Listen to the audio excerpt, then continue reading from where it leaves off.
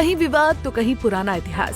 संभल की कहानी में छुपा वो इतिहास जो सामने नहीं आता तो शायद मिट ही जाता है। संभल में मस्जिद मंदिर की जगह बनी है। संभल में दशकों पुराने बंद मंदिर मिल रहे हैं। संभल में हिंदू आबादी कम होने के साथ इस क्षेत्र का स्वर्णिम इतिहास भी खो गया। लेकिन संभल हिंसा के बाद इस पूरे क्षेत्र की छानबीन करने के दौरान जो चीजें सामने आ रही हैं, वो हैरान करने वाली हैं। इसी कड़ी में संभल में एक बावड़ी मिली जिसकी खुदाई लगातार की जा रही है। संभल बावड़ी की खुदाई में अब दूसरी मंजिल मिल गई है। आइए समझते हैं क्या है संभल का पूरा मामला।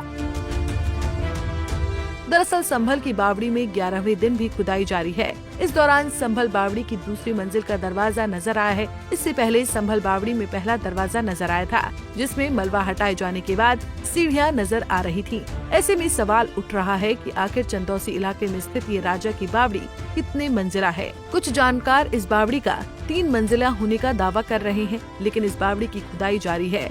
इसमें कितनी मंजिलें हैं, इसका पता खुदाई समाप्त होने के बाद ही चल सकेगा। इस समय यहाँ पर दर्जनों मजदूर मलबे को हटाने का काम कर रहे हैं। इस ऐतिहासिक बावड़ी के साथ कुएं ढूंढने का भी काम जारी है। आइए जानते हैं बावड़ी का इतिहास क्या कहता है। संभल बावड़ी का इतिहास। सन 1720 में राजा आत्माराम ने इस प्राचीन बावड़ी का निर्माण करवाया था। इस बावड़ी का इतिहास करीब 300 साल पुराना है। एएसआई की टीम भी इस बावड़ी की जांच में जुटी हुई है। ये बावड़ी जमीन से 10 फीट नीचे से शुरू हो जाती है। इसकी गहराई करीब 30 फुट मानी जा रही है। बावड़ी में एक कुआं और 100 मीटर से ज्यादा लंबी सुरंग मौजूद है। इस बावड़ी से करीब 100 मीटर दूर राधा कृष्ण मंदिर पर पहुंचकर निकलती है। ये मंदिर एक तालाब के पास है जो अब पूरी तरह खंडहर हो चुका है। दीवारों पर लिखे भगवान के नामों से ही पता चलता है कि कभी ये मंदिर रहा होगा। ये बावड़ी सहसपुर स्टेट की मिल्कियत हुआ करती थी। सैनिकों की टुकड़ियां इस बावड़ी में रुकती थी। बावड़ी जमीन के इतने अंदर थी कि उस पर तोप गोलों का असर भी संभव नहीं था। बाद में इस बावड़ी का इस्तेमाल आसपास खेतीबाड़ी के लिए किया जाने लगा।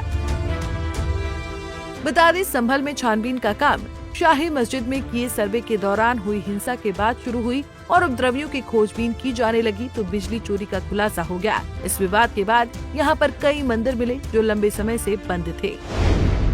संभल में अब तक क्या क्या मिला। संभल में छानबीन के दौरान सबसे पहले शिव मंदिर मिला। 14 दिसंबर को पुलिस जब दीपा राय इलाके में चेकिंग करने पहुंची तो एक मंदिर मिला जिसको लेकर दावा किया जा रहा है कि वो 1978 का है और 46 साल से बंद है। इस मंदिर का नाम प्राचीन संभलेश्वर मंदिर रखा गया, जिसमें शिवलिंग के साथ साथ हनुमान जी की भी प्रतिमा है।